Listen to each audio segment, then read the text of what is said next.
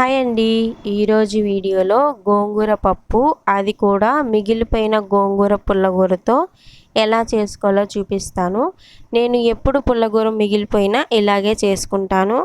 చాలా బాగుంటుంది టేస్ట్. మీరు కూడా ట్రై చేయండి.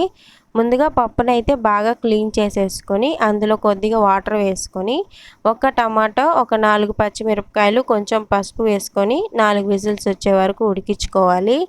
పుల్లగూర అనేది పుల్లగా ఉంటుంది కాబట్టి ఒక్క టమాటా మాత్రమే వేసాను.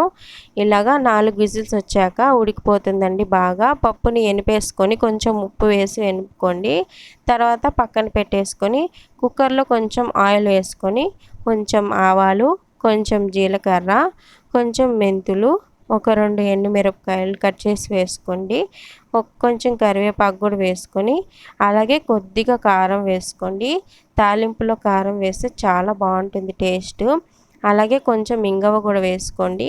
నా దగ్గర లేదు అందుకని వేయలేదు. ఆల్రెడీ నేను గోంగూర పుల్లగూర చెప్పాను కదా, నిన్న చేశాను, మిగిలిపోయింది. నేను ఎప్పుడైనా గోంగూర తెచ్చుకున్నప్పుడు పెద్ద కట్టలు తెస్తే ఒకరోజు మొత్తం పుల్లగూర తిన్నా పక్క రోజుకి కొంచెం మిగిలిపోతుంది. అప్పుడు ఇలాగ పప్పు చేసేసుకుంటాను.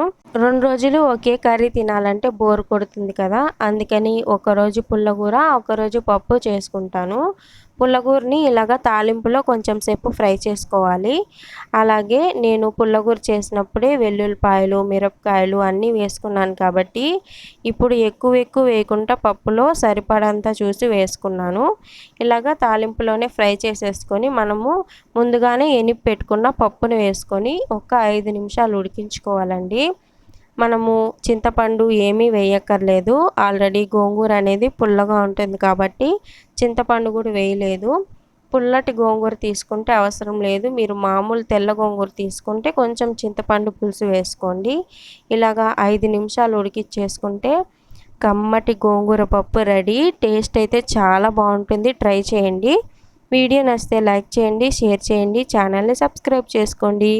బాయ్ అండి.